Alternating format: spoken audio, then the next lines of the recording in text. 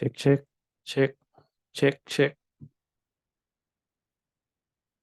Check, check, check, check, check, check.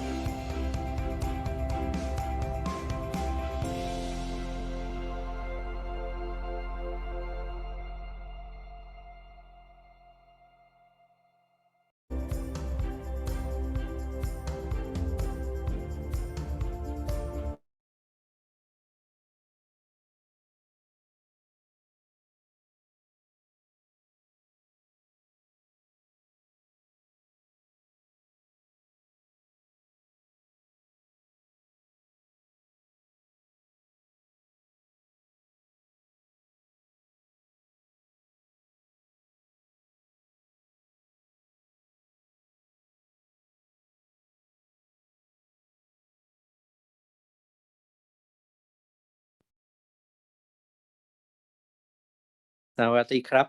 Hello, good afternoon, mabuhay. Hello, is there anyone here? Yeah.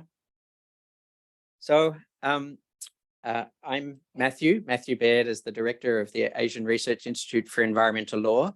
And I just want to welcome again all of our students, and really I want to pay a great deal of tribute to the Asian Law Student Association, both for Thailand and also the Philippines. So thank you so much. And one of the things that, as I often admit to my deputy director, Rocky Guzman, again, a wonderful Filipino attorney, who also was inspired by some of the most amazing attorneys that I know in the environmental law field who hail from the Philippines. It is this idea that environmental law is not something that you undertake lightly. When I started, when I told my parents many, many decades ago that I wanted to be a lawyer, they were very happy. You know, even in Australia, being a lawyer means that, you know, you won't starve. I then told them that I wanted to be an environmental lawyer. And they looked at me a little bit askance and said, well, I guess, you know, because we've been successful, you don't really have to have a living, but it'll be good for your soul. And anyway, here I am 40 years later, working in environmental law, and clearly anyone can tell I'm not starving, but which shows that there is actually, you know, an opportunity to earn a living as an environmental lawyer. But I can also say that when I was at law school and with some friends, we set up the Sydney University Environmental Law Society back in 1988. This was 4 years before the Rio Declaration. It was a time when we looked at environmental law very much through our local things about planning law and pollution law. Indigenous law was coming up as a natural resources issue. But we set up the Sydney University Environmental Law Society, and we thought, well, let's do something really radical. So we organized some talks, which in the 1980s was what you did as a radical student in Sydney University. We organized talks from a singer by the name of Peter Garrett from Midnight Oil, who then went on to become one of Australia's better environment ministers, in my view. And we organized some discussions about the role of environmental law and what it meant. We then thought we should do something terribly, terribly radical. And we started to import recycled paper from Germany, because back in the 1980s, the only thing you could buy for paper, printing paper, and was you know, 100% pure chlorine bleached paper. And one of our big fights in the 80s was over the Wesley Vale pulp mill in Tasmania, which was a fight that lasted 10 years and was ultimately successful from the local communities.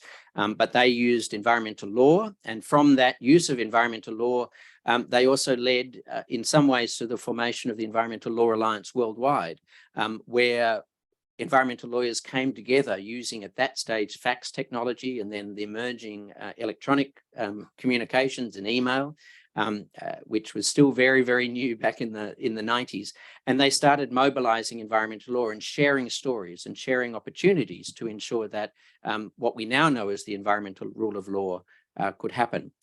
But one of the things that, you know, I learned back in the 80s is that I was, I guess, 22 at the time. And we had a conference that we came together and I attended as a law student. And I remember there was a discussion about environmental law clinics and students appearing before judges. And on stage was Justice Cripps, who was the then Chief Judge of the Land and Environment Court of New South Wales. And the Land and Environment Court of New South Wales was established in 1980, and it's one of the oldest environmental specialist courts that has what we call superior status. So it's at the Supreme Court of New South Wales, which sits below the Court of Appeal and the High Court. But it is a superior court of record. The judges there are appointed from the bar or the solicitors, and they do have expertise in environmental law. But in 1989, as Professor, or 1988, as Professor John Bonine from the University of Oregon was talking about environmental law clinics, when they offered question time, I put up my hand and I said, I'm Matthew Baird, I'm a law student. Justice Cripps, can I appear before you in my final year to argue environmental cases? I still remember the chief judge at that time almost falling off the dais, saying, well, in the Australian system, we just couldn't allow students to appear before courts. That wasn't done. And it still isn't done in Australia. But nevertheless, there have been movements around the world to ensure that environmental law, clinical legal education, and providing opportunities for students to appear before courts with other lawyers and partnering with lawyers are all there and all possible to ensure that we as law students and young lawyers can actually start to learn our craft and learn our trade.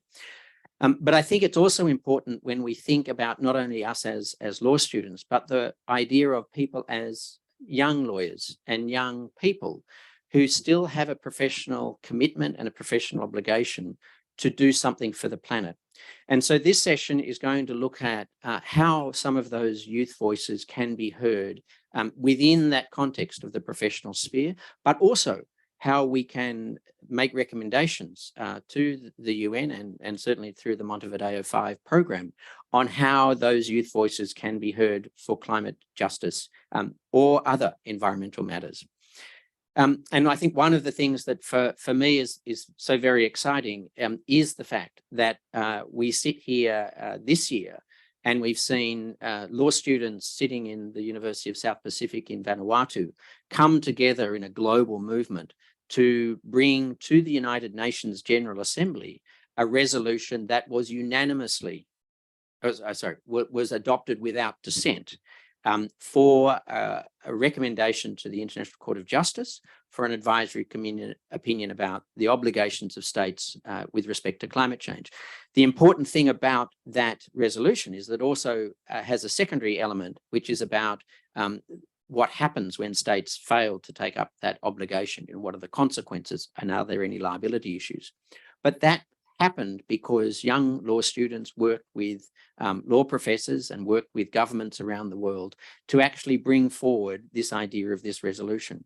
We've also seen young people as well as young lawyers participate in a range of court actions in many, many countries. But we've also seen young people do practical things, responding to issues of deforestation, working on planting issues. When I was in the Philippines at the Environmental Law Summit, I heard so many stories about simple practical action that was taken. Not everything has to be within the courtroom. Some things can be within the policy sphere. So all of these mean, and as I said in my opening, we've now become much more aware that we have to give, that youth voices have to be heard. Young people, young children, but also youth have to be heard. And more importantly, have to be given the opportunity for action. And it was one of those things that I still remember when I was young, not just young at heart, of being able to say to people, look, I'm 21 years old. I have a commitment and a passion and some professional skills. Can I be heard? And the answer back then was not in this forum. Nowadays, knowing what I know now and seeing some of the extraordinary work that has been done over the last 40 years by some amazing environmental lawyers and young environmental lawyers, I now think I could have brought a motion before the court and actually challenge that and sort of say, well, how can we advance this and advance the interests of environmental justice? But it's still changing. Here am I 40 years and now no longer young, but still wanting to say that here is the time for young voices to not only be heard, but for decision makers to take them into account. And more importantly, to ensure that decision makers themselves become younger, become more aware of the things and the issues. And that is always going to be a complex issue. It's always going to be fighting against people who are entrenched in positions of power, who may not wish to give them up and may not wish to respond to the urgency and the needs of the next generation. And that's also where I come back and sort of say, look, it's not the next generation. it's the now generation, because the decisions that are taken now, today and this year and the next few years are the decisions that are most going to affect young people. Those of us who are, are over 50 can look forward to having to deal with the triple planetary crisis in a way that we are going to be able to keep it at bay. But for those who are under 50, all of you are going to have to deal with the mismanagement and the misjudgments over the last 30 years. But there is a great opportunity for action, and there is enormous possibilities now through using all of our technology, through using our resources. So for the next sort of hour and a bit, we're going to explore some of those ideas, and we're also going to ask you to give some of your ideas that we can then take through to the UN system and to the Montevideo 5 program. But we now are going to move to a couple of presentations, and Colleen. So Atia, did you want to go first? Okay. Or James, do you want to come up? Yeah, or you want to come up here? So yes, so James is going to start his presentation, and unfortunately we don't have any roving mic, so he might have to come up here and present.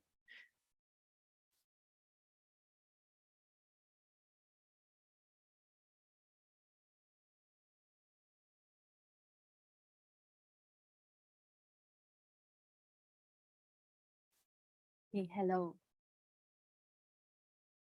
Yeah, Celine, the other person. I sent to. So, good afternoon. Sawadika. I'm Natalie Manes. I'm from the Philippines, and actually I'm the first student scholar of Asian research for international Asian is Asian Asian Research Institute for Environmental Law. I'm so sorry. I'm so nervous because Matthew, Rocky, Colleen, and Pum are here, and we just met. We just met in person just today. So I started my environmental advocacy started actually with Ariel. But although international agreements and national policies play crucial role in the climate change actions, I believe that localizing climate change actions should be recognized as equally essential. So my research paper in our institution was about localizing climate change actions, adapting theories in behavioral economics to local environment policy design. Local communities, governments, and organizations should be at the forefront in responding to the impacts of climate change. Given the significance of localized actions in addressing climate change, there is growing need for research and social studies in order to examine successful cases. I actually interviewed one of the head of the city, our city environmental officer. She said that one of the challenges they encounter is the lack of knowledge of the people in our local community. So addressing that, I started with my school, the De La Salipa.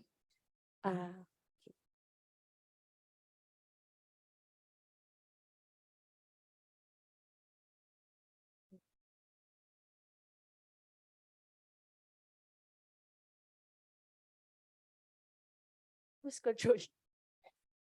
Okay. So here's the research questions for my research. What are the constraints for local governments in successfully implementing climate change actions at the community level?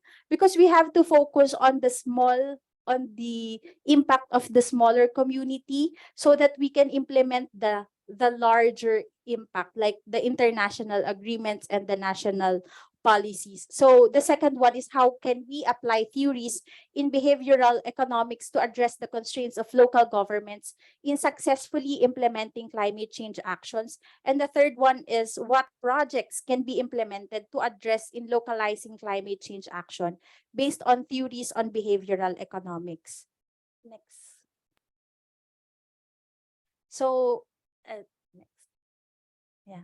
So as I said earlier, the challenges are first actually for the local community is the political will, because in our community in the Philippines, we change our politicians for about 3 years, every after 3 years. So if the previous official doesn't support the next officials, so the projects will not be implemented properly. And then the next one is the lack of funds, and the last one is lack of knowledge. Of course, as law students, we cannot focus on lack of funds because that's also our challenge as law students.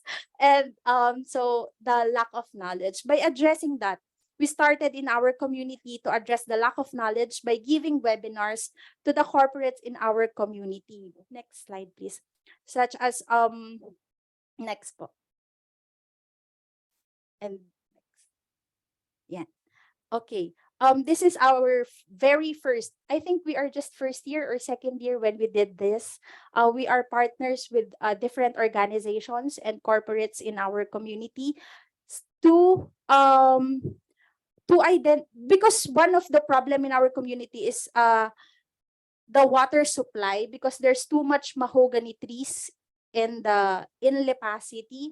So we as law students decided to coordinate with experts to conduct webinars for the whole community. Some of the outputs from these projects are drafted ordinances to plant our own trees. The title of our project is Planting Our Own. So we focus on the native trees. Next slide, please. So last month as well, we organized the International Environmental Summit 2023.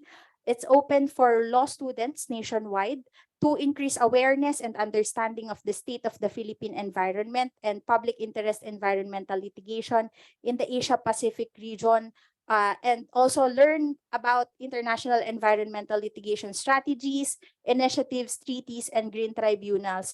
Actually, we are partnered with the Public International Environmental Law Conference, and I am happy to announce that they asked our organization, the Association of Law Students of the Philippines, to host the PIELC 2024. So again, as you can see in my advocacy since I was first year, that was 3 years ago. So humans are the only species who systematically destroy our own habitat. I read this phrase from one of the novels I read before. So we all have the solutions, we all have the resources, we all have the laws, yet clearly law means nothing if we continue to ignore it. So we really need to understand the law and implement it properly. And as law students, I think we can address it by participating and organizing some seminars for the community. For example, earlier from the previous session, they discussed that the some of the seminars are some of the projects of CLEP. The CLEP is our clinical legal education program in the Philippines, are giving seminars to the policemen, because they have to really understand the environment, because it doesn't just affect the law students, it affects the whole community. So this is a question: what planet are we going to pass on the next generation if we are destroying it at this moment, at this time? So I will end my presentation by reminding everyone to remove the blindfold and learn the law with understanding. The right of the people means the right of the present and future generation, not only the right of some people. So climate change is an issue regards to the circle of life. Nature's rights are equally important as human rights. So data gathering information is useless if we don't implement it properly. So Earth can sustain enough for man's need, not for man's greed. So that's all for my presentation. I will give the floor to James.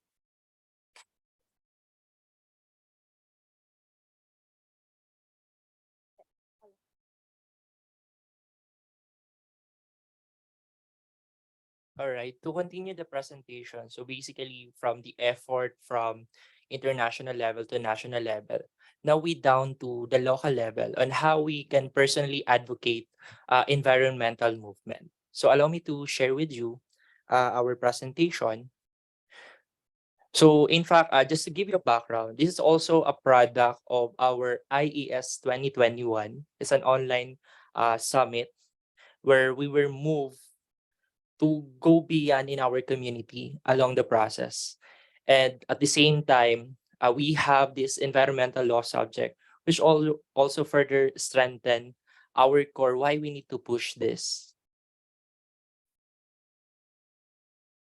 So this movement started actually when we thought that the main concern there is solid waste management. But as we immerse ourselves in the community, we're able to find out that there are five other issues that we able to gathered through our learning exchange discussion with the key stakeholders such as fisher folks, youth, and other key stakeholders. All right, so just to lose control. Okay, just a background. Let's move forward. Okay, ayan. So these are one of our youth beneficiary, the youth sector. So just to give you a background, we thought that the main concern there is just the community itself. But you need to identify what particular sector that you want to advocate, especially if you are advancing environmental laws or environmental advocacies. Okay. I'm okay, next slide. Next slide. Okay, here's the Philippines. Move forward. Move forward. So we focus on Bato Lake. So So before when we thought that solid waste management is the main concern, we think that there are complex issues in relation to environment. So we formed this community development model. Next slide. So we called it EPIC.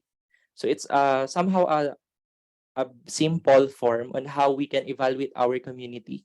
What are the community needs that we want to address? So it's very important. Sometimes we want to push a particular advocacy, but it might not be applicable in a particular community. So after we evaluate, we plan together with our stakeholders, partners, and other implementing agencies, and we implement. It's very important in implementation. It doesn't mean that you have a perfect implementation. You need to proactive the moment you implement a particular programs, projects, or activities. And at the same time, we consolidate using our monitoring and evaluation. It's very important that we receive feedback. And at the same time, testimonies from our beneficiaries so that we may know whether our programs, projects, or activities are effective or not. Let's move forward. Okay, so the context here, basically, we identify Bato as one of the vulnerable community coming from a third-class municipality with 41.22 poverty incidents. So we focus on fresh water conservation. Okay, let's move forward. And of course, along that process, we identify which goals we want to associate. And primarily, we focus on climate actions, life below waters, and life on land, which is part of environmental pillar of UNSDG. Can be played? Okay.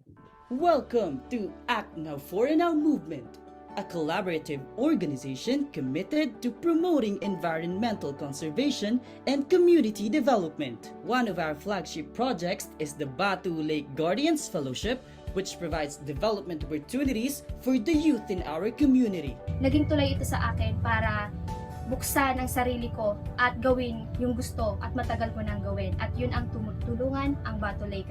At isang malaking bagay at isang karangalan na nagdesisyon ako na sumama sa Battle Lake Guardian Fellowship. Malaki ang naitulong nito sa akin dahil naging bukas ang aking isipan patungkol sa kung paano pangalagaan ang ating kapaligiran, lalong-lalo na ang ating lawan ng bato. At Act Now For Now movement, we believe that young people are never too young to lead.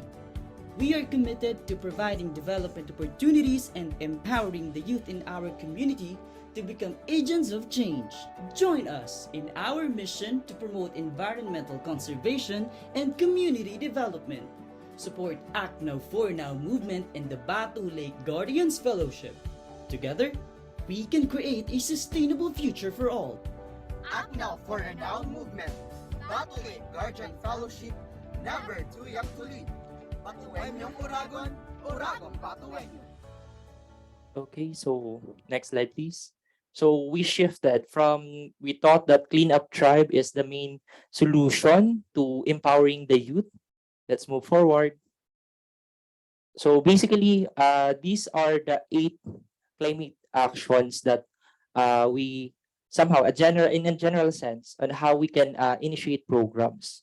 But in Act Now For Now movement, out of the 8 youth actions for climate change, we're able to address 1, 2, 3, 4, 5, 6, and 6 out of 8. And the orange one is the ongoing process that we are doing with the local government unit in Bato. And while the red one is the challenging part on our end as we step or move forward in partnership with law school like University of Nueva Cáceres. So let's move forward. So in relation to climate strikes and protests, so basically in relation to International Youth Day last August 12th, so we released a statement with the alumni of the Bato Lake Guardian Fellowship as they encourage more youth to be engaged in this kind of movement. And it's very important that these youth are already claiming their space on how they could act on their environment, especially for Bato Lake. Next slide, please. So, and EC also identified that social media is also a strong platform in advocating on a particular manner, especially in the aspect of environmental sustainability.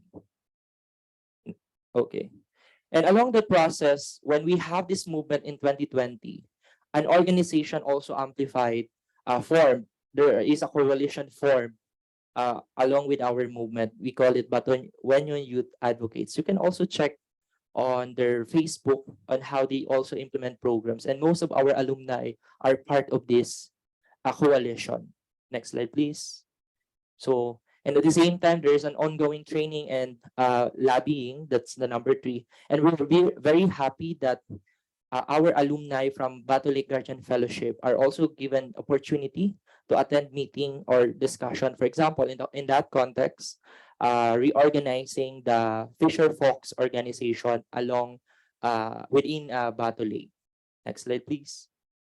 Also, they also now facilitating some initiatives, like for example, learning exchange discussion, talking with the Fisher Fox and community leaders.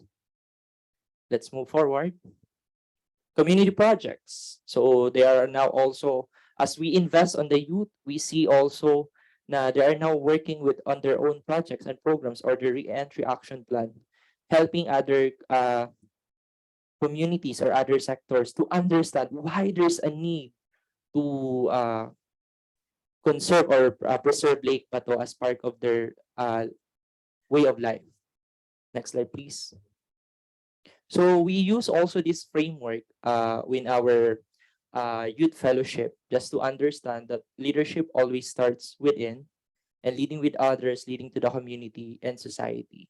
So pamamahagi means sharing. So there's important that sharing with everyone's skills is very important and how they can complement each other. And along the process, sharing with the self or with others, there's a sense of pamumuno or leadership on how young people can lead or can make a difference to their community. And pagtugon, as they go beyond to their community, this is somehow a call for, like for example, claiming their spaces or being active on environmental law policies or being part of the council. Next slide, please. So some of their initiatives, so they have their artistic and creative expression. So that if you can see how they see challenges and solution to address the issues in Lake Bato. Next slide, please. These are some of their outputs and how they could advocate in the respective barangay or community. Next slide. Okay. We also value collaboration and network, doing development work or advancing this kind of movement. It entails somehow a challenge in terms of financing, but we believe in the power of collaboration with the academe, business sector, government institution, and civil society organization. That's why we believe that working collaboratively for sustainability. Next slide, please. So our milestone, so in our Act Now for Now movement, so there was a formation of young environmentalists and advocacy in Bato, Camarines Sur. And there is an ongoing lobbying of municipal fisheries code in the local government unit of Bato amidst the political hiatus that are happening right now. And third, an ongoing discussion with University of Nueva Cáceres, adopting our movement as part of the clinical legal education program under environmental sustainability and green legal education. And this movement as well, as part of our external evaluation, these are recently recognized as one of the national finalists in 10 Accomplished Youth Organization and Philippine Sangguniang Kabataan Awards, just to validate that our movement is somehow has an outcome and at the same time, in the long run, has a long-lasting impact to the youth. Next slide, please. Okay, so these are just our 2022 efforts. We started from 3, me being the founder of this movement, and how we are now, we have 50 volunteers, 21 partner organization, and in 2022 we're able to have 348 participants on the top of the fellows that we have. All right, so let's move forward. So we also recognized by the University of Nueva Cáceres as one Malasakit Award means taking care with the community. And we also have a bigger network, so Positive Youth Development Network. Next slide, please. So these are some of the pictures that we have with our University of Nueva Cáceres administration. And just recently, we'll be traveling to the United States of America for possible to learn new approaches on how we can further advance our environmental education in the community. Next slide, please.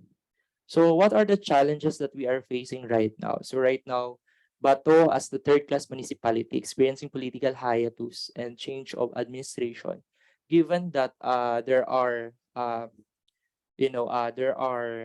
different interests in the community, like how the government think of this particular policy.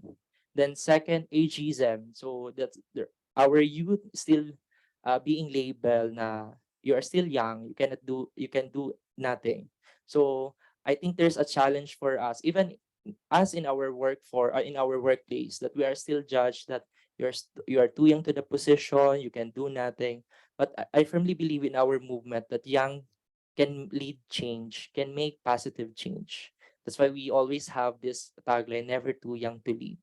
And third, on the top of the environmental issues, there are also complex issues like civil issues and other economic concerns that the community also need. That's why we are very happy that our institution in Bicol region, like the University of Nueva Cáceres, would like to support to further amplify their voice and also support like the concern about legal knowledge and technical support to the marginalized community and vulnerable sectors to claim their space in the society. Next. So as one of my final statements during our 10 Accomplished Youth Organization, the youth sector is the best social infrastructure of the future. So we need to help the youth, we need to support them, we need to believe on them, that we can make a difference. Thank you very much.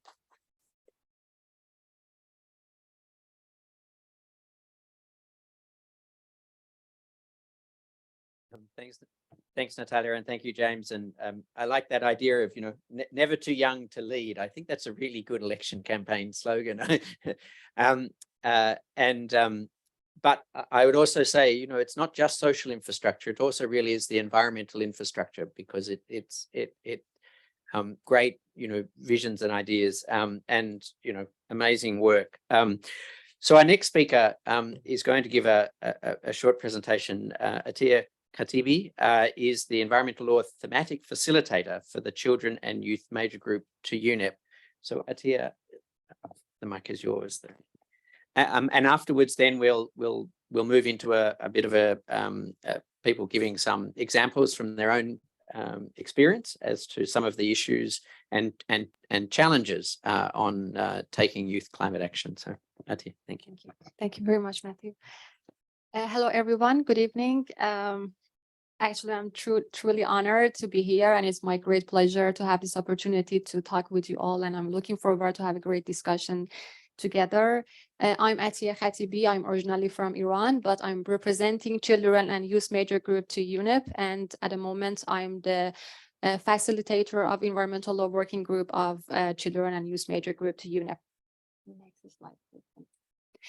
Before talking about the role of youth people around the world in addressing environmental challenges and climate action, and specifically what are the possible ways for youth to contribute in CYMG to UNEP, I would like to talk about why youth are very important and why we're gathering here to talk about youth. First of all, I think one of the most reason is future impact, because as all of you know that the students and young people around the world bear along these consequences of environmental degradation and climate change. So their voices should be heard in policy-making process, in decision-making process, because they have a lot of innovative solutions which are sustainable for policymakers to take into account. Another reason is global perspectives. Youth people possess global innovative ideas and fresh and unique understanding of environmental degradation and climate change and what we should do for addressing these kinds of issues. And we need them to engage them more in, especially in high-level policymaking meetings. Another reason is mobilizing power. As you know that throughout history, students have consistently they were in political and social movements around the world. And you know that through their unified efforts, especially in movements or social campaigns, they try to be the voices of other people, especially vulnerable people around the world. Another reason is education and awareness. When we talk about youth, we talk about education, raising awareness, capacity building, sharing knowledge, because I think all of them are interconnected together. We cannot talk about youth without talking about knowledge sharing, without talking about capacity building, or without talking about raising awareness. Youth can power to raise awareness among their families, among their friends, their peers, to talk about environmental degradation, about talking about environmental solutions and what are the impacts of climate change, what can we do to deal with climate change. The next reason is future leaders and innovators. All of you, all of us, all of the youth around the world are next policymakers, next scientists, next innovators. So we have to consider youth people. And the other reason is interconnectedness of issues. As you know that environmental issues are very interconnectedly. And at the heart of the environmental issues, we can consider social justice. You know that most of the youth people around the world are in the front line of environmental rights defenders. They defend for human rights. They defend for against poverty, against inequality around the world.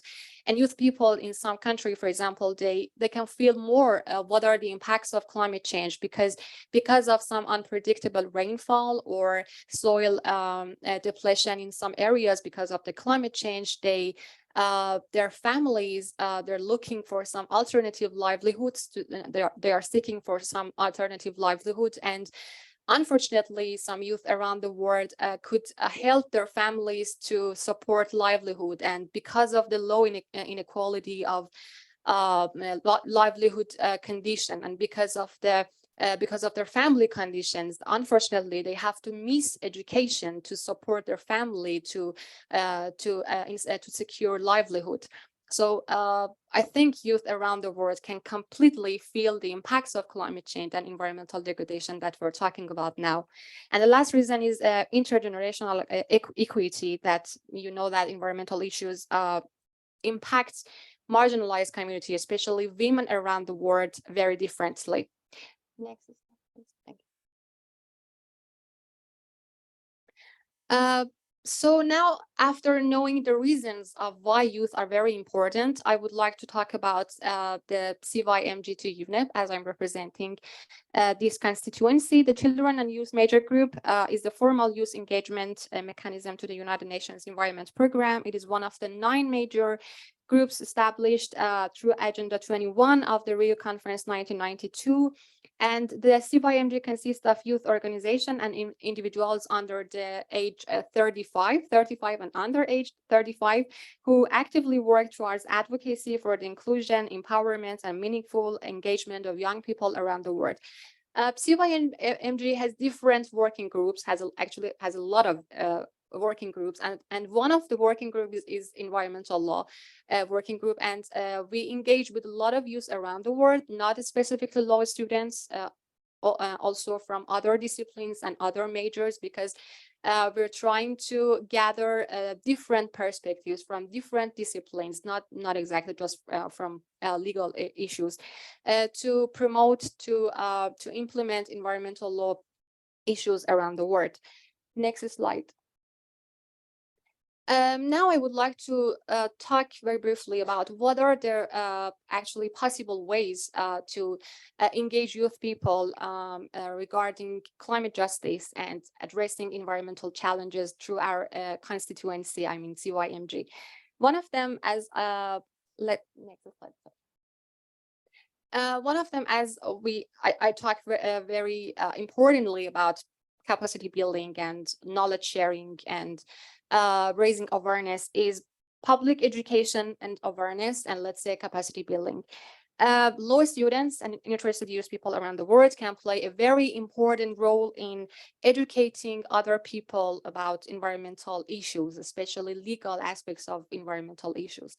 And in CYMG, we conducted a very important project, and we organized more than 3 sessions on multilateral environmental agreements, and we could cover more than actually 20 multilateral environmental agreements, one of the most important agreements, and as well as regional sea programs. We call interested youth people to organize on their own a capacity building session around 10 to 15 minutes regarding MEAs, multilateral environmental agreements.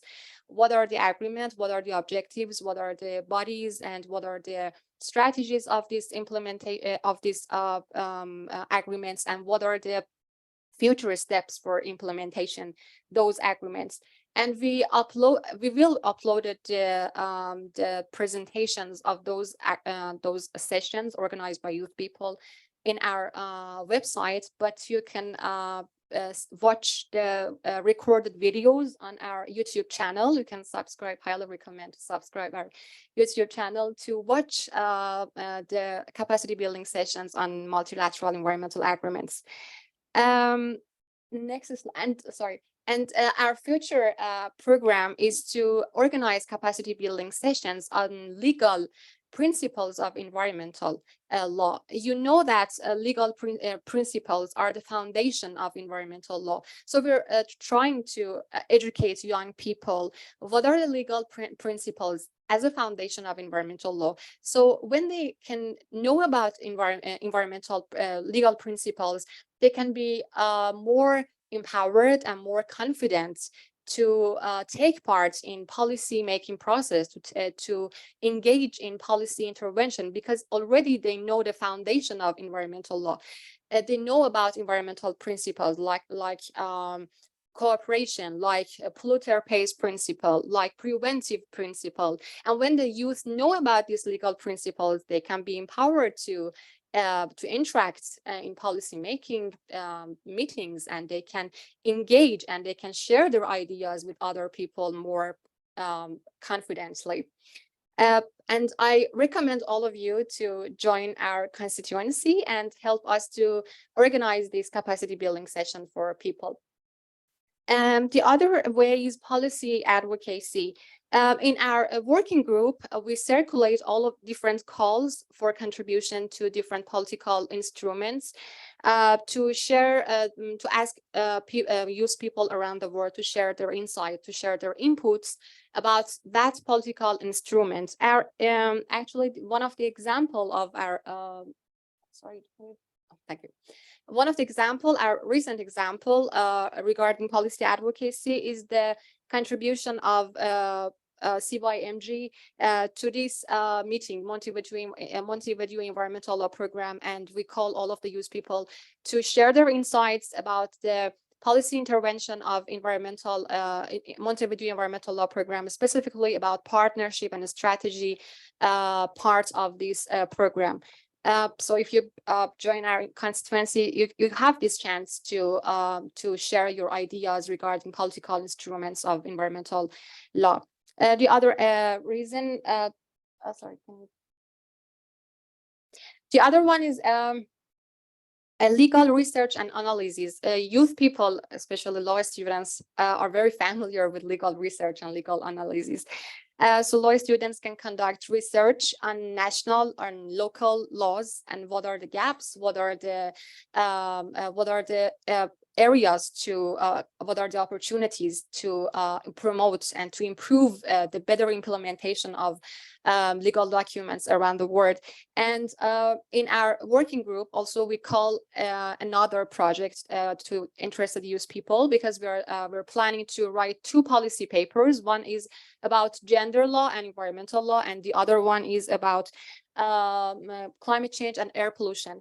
In policy paper regarding gender and environmental law, we're trying to focus on relationship between gender law and environmental law, and we ask youth people, specifically law students, to research on the relationship between 2 areas and come up with some national or local laws in their countries regarding consideration of gender in environmental laws. And we would like to come up with some bottom-up approach that could be considered in policy-making process at high level, why we should actually consider women and girls in implementing of environmental legal agreements. And the other one is about climate change and air pollution, and we would like to write a policy paper about the gaps related to policy related to climate change and air pollution, and what are the potential legal ways to fill these gaps in near future. And there are some next slide. There are some other ways that law students and youth people can integrate in implementation of environmental law, such as international engagements. Youth people can join NGOs, constituencies, or youth-led campaigns to delegate, to raise their voice in policy-making high-level meetings. For example, there are some constituencies like CYMG, or there is another constituency related to UNFCCC. It is called YOUNGO, and youth people around the world can have this opportunity to attend conference events and interact with other experts, policymakers, and youth people. Another one is litigation and legal action. And youth people can also do some, for example, they can attend some legal clinics. We had actually the previous session was about green legal clinics around the world, and youth people can attend a green clinic to actually support marginalized people and vulnerable people in some community regarding legal issues. The other one is collaboration and networking. They can actually collaborate and network with other NGOs or other institutions. For example, in our working group, we are trying to connect youth people to IUCN. In IUCN, there is a part called World Commission for Environmental Law. And there is a early career steering group, and where we are nominating youth people, and some focal points in our working in our working group to work with IUCN, and we try to organize some seminars or workshops along with IUCN for the people, or actually we have some nominations to collaborate with IUCN in their nurture programs. And there are another lots of programs like community engagement, awareness campaigns, legal clinics, I told you, and participating in moot court competitions. I think that you've heard about moot court competition, and we're trying to promote legal moot court competition specifically for environmental law and for environmental issues. And I just want to mention one point about community engagement. You know that there are some vulnerable people, especially women, girls, and youth around the world, that they are impacted by climate change and environmental degradation. So youth can provide legal assistance to those kinds of people around the world by conducting some sessions about know your rights. Some people don't know their rights, their environmental rights, their human rights. So it is our job to go to this community, vulnerable community, and to talk with women, to talk with girls about their rights. And there are lots of conflicts around the world about regarding environmental conflicts, climate change conflicts, and there are lots of methods to resolve such kind of conflicts. And one of these methods is mediation. And mediation is getting prominent and very important and very practical around the world in resolving climate change conflicts and environmental conflicts. So I think it's our role to learn about mediation and to educate other people how they can resolve their conflicts without going and referring to governmental and official bodies. And the last one is writing and publishing. That's we are interconnected with writing and publishing articles, policy papers, and it is our role to raise awareness around the world. I don't want to actually take your time more, but try to join our CYMG through this link, and also this is my email that you can contact me. I'm highly welcome all of you to join our constituency. Just let's unite action and try to work hard and be hopeful for better days in the near future. Thank you very much for taking your attention.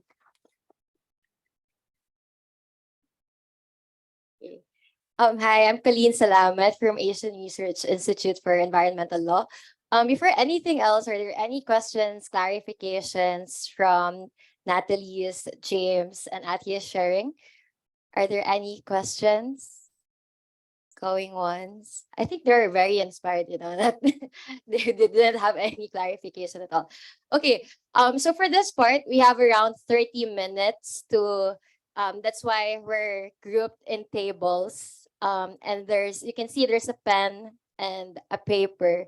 So maybe we can have around 20 minutes, Matthew, to share your climate justice initiatives among those people in your table and to get to know better. We have 4 days, guys. So we really have to network, and yeah, this is a very momentous event. We've had this online. This is the first time that we had this in person, and this is also the first session for youth climate justice initiatives that we have for the environmental law conference. So it would be great to share your climate justice initiatives and as well as possible action points, like from Atia sharing earlier that there's so much that we can do. So yeah, just 2 points, current initiatives and your action points.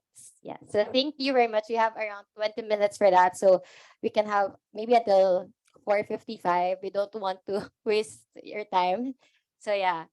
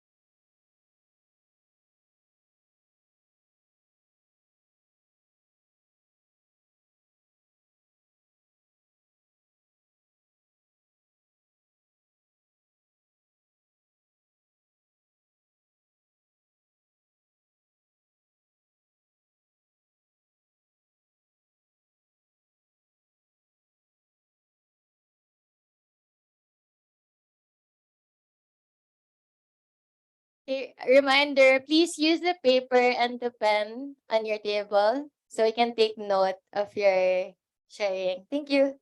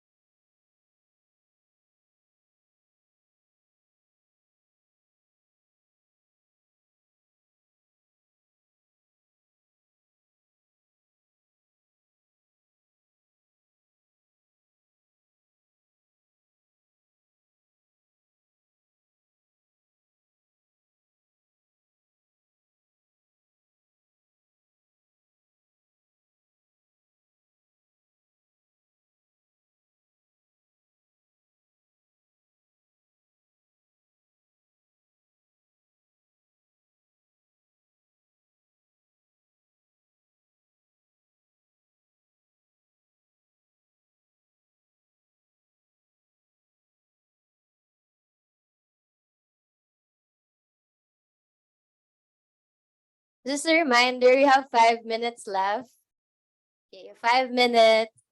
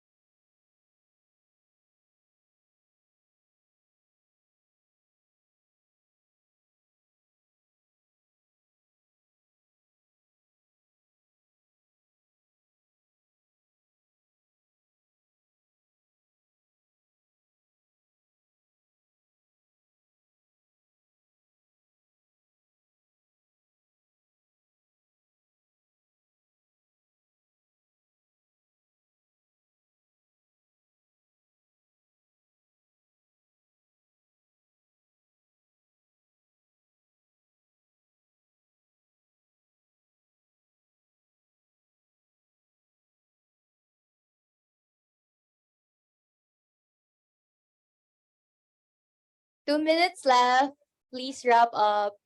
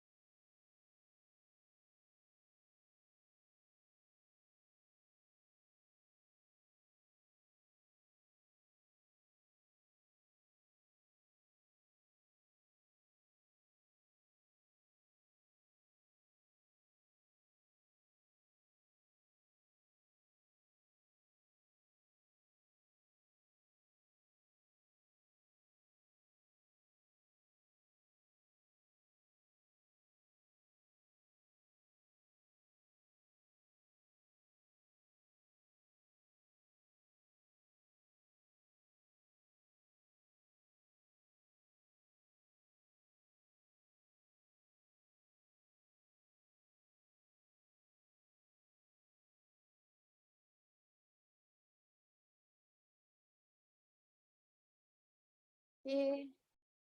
Okay, it's 4:55 already. Everyone, please settle down. If we can conclude your sharing.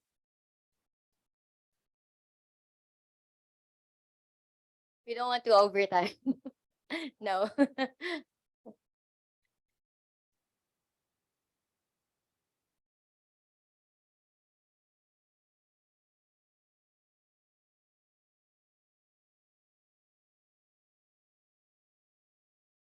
Maybe you still need more time. Okay. Okay. Hello, is everyone done? Are we okay to proceed now? You have around 5 minutes left. Yeah.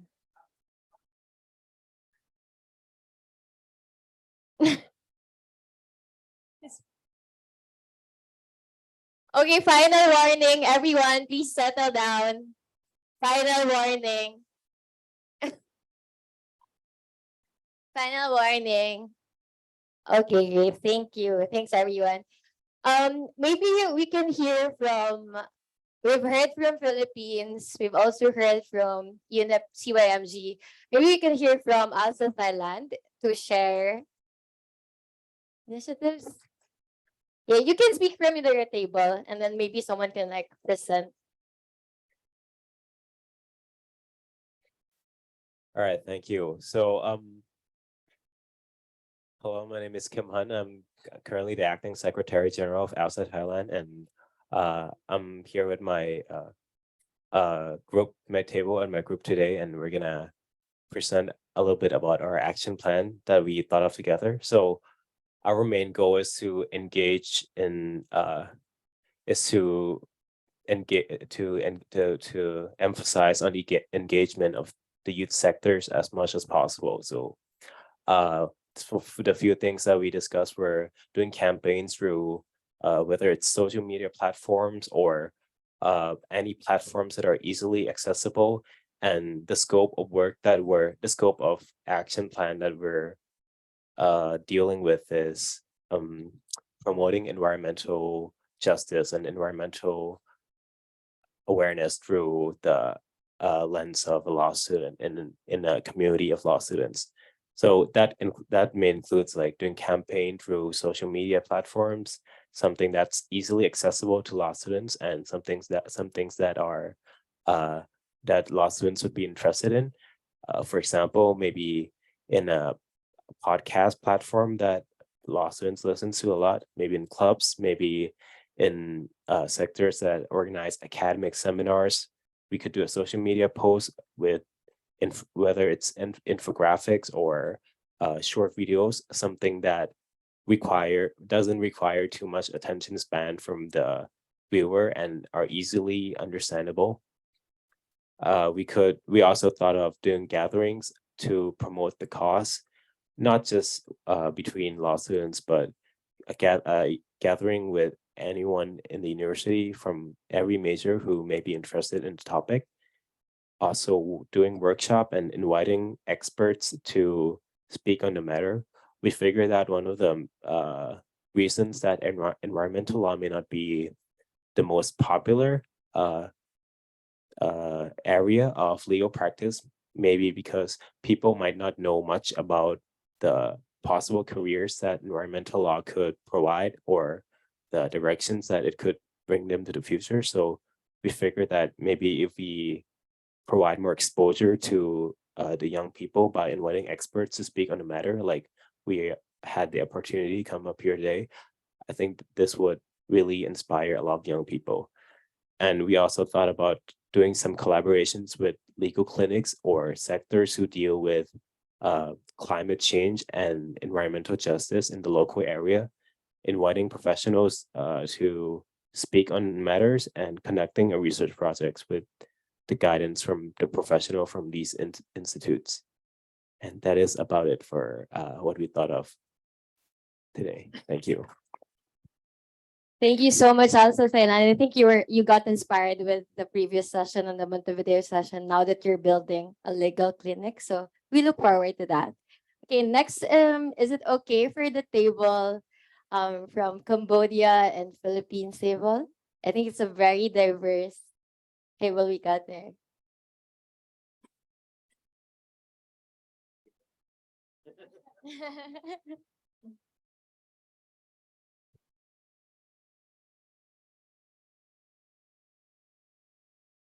Okay.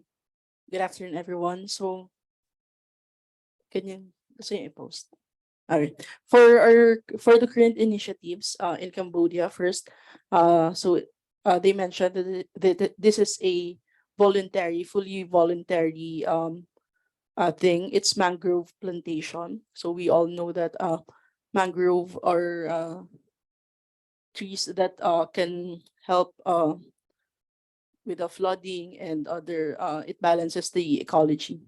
Number two is carbon credit. So the concept of carbon credit, as explained by our fellows here, is that businesses or other organizations they buy from the government of Cambodia certain for a certain time um they for the government not to touch or to save a certain piece of land for a certain period of time.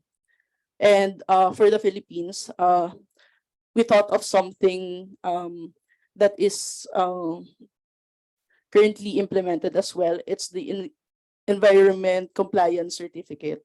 So businesses and other institutions, including the local government units, are actually required to register with the Department of Environment and Natural Resources.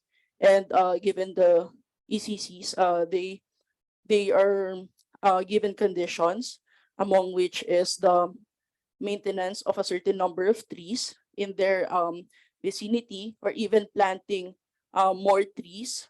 Another one is the taking inventory of the waste that certain institutions or businesses produce, such as a solid waste, hazardous waste, and other uh, waste that institutions and businesses produce. And number four is the Chainsaw Act. So in the Philippines, when I told our colleagues here that are from Cambodia, in Cambodia they don't have this law, wherein so just any person can buy chainsaw, but in the Philippines it's actually illegal for just anyone to buy chainsaw, because that is the main mode of cutting down trees. So in the Philippines it is regulated. However, for our action points, for number one, we think that the encouragement towards the youth and the involvement of the local community is important. So we can include the youth in mangrove plantation by promoting it in social media or in seminars like this and conferences. So it's important for everyone to know that there are initiatives that are already underway. And number two is more funding. Number three is for the environment compliance certificate. It is to go beyond monitoring, because in the Philippines currently, we're required to submit quarterly and semi-annual monitoring reports. However, it's just that, it's monitoring. Rarely anyone is punished for unlawfully cutting trees or not planting enough trees. So instead of punishing or criminalizing the same, maybe we could incentivize businesses or institutions so that they would be encouraged to comply with this environmental laws. And number four is with regards to the Chainsaw Act, it is the strict implementation of the law enforcement agencies for accountability. So even though we have this Chainsaw Act, still you can just go to a store and buy one. It's not strictly implemented yet. So thank you. Thank you. Thank you so much for sharing. Yeah, it's really the community engagement is really important part of it, especially that they are they're the victims of the climate change. Maybe we can hear from the other table in front of you. The also, yeah, are you okay? Are you guys okay to share? Yeah, okay. Matthew will for the last part. Hi. So our group, we are not focusing. Oh, we are being general here. So first thing we are gonna focus on international levels. So for international levels, we can use renewable energy as an alternative source, such as solar, wind, water energy. And for national level, we're gonna promote campaigns that encourage people to use public transportation. And also for support high school or student or unit student a compulsory course for studying about impact of impact of carbon emission, for example, to society. Yeah, that's it for our group. Thank you so much for sharing. Okay, there's also sharing from our online participants that for Cebu, for example, for climate justice, they have been into advocacy and promotions on integrated water resources management. Water is really a problem in Cebu. And also they do report on their efforts through national meetings with the National Water Resources Board. So they're also taking it to the local policy level. I think I'm gonna hand it over to Matthew for some housekeepings. Thank you. Thank you very much for our online participants and everyone here. James, Natalia, Atia, thank you all very much for the sharing.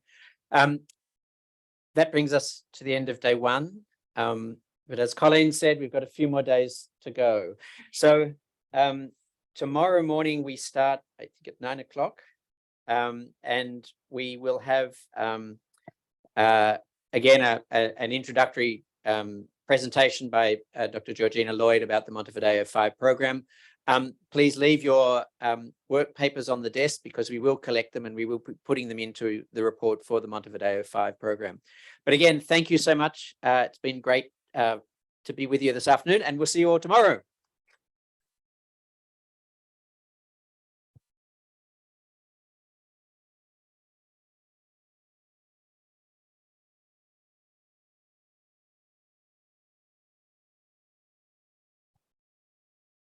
Would anyone like a group photo?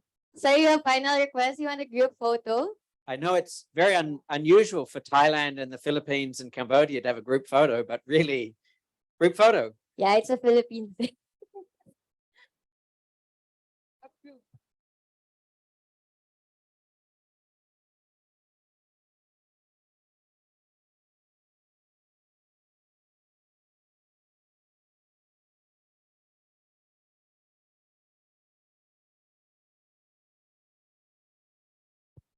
Yeah, we're just gonna fix the backdrop first, but can everyone stand in front?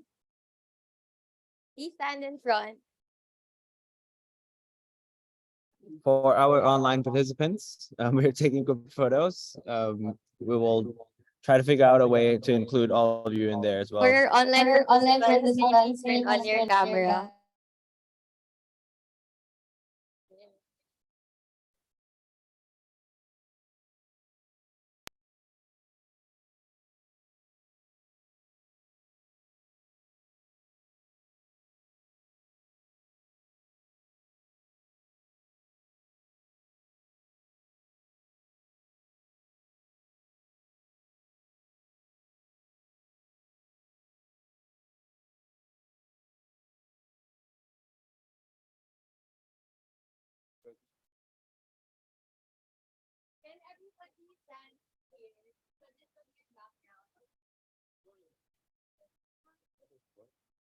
We're the same people.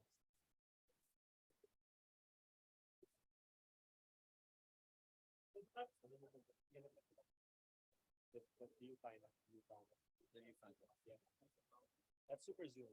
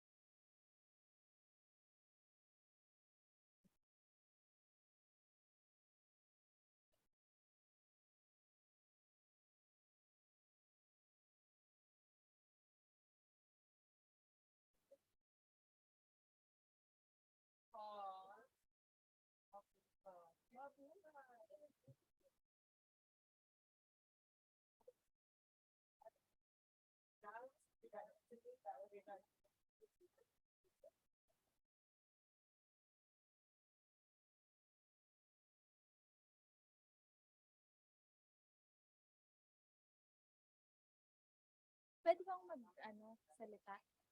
Pwede mag-announce? Can I announce?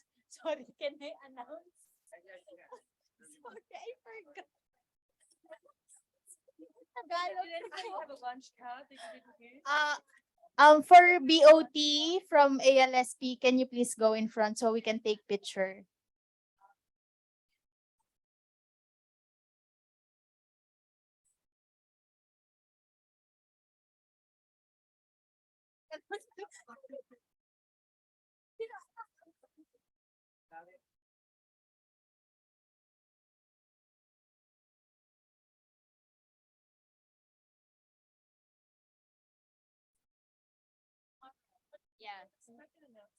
Yes, we need the lunch cards back, please. If you have a card, whether you used it or not. Yeah. Thank you.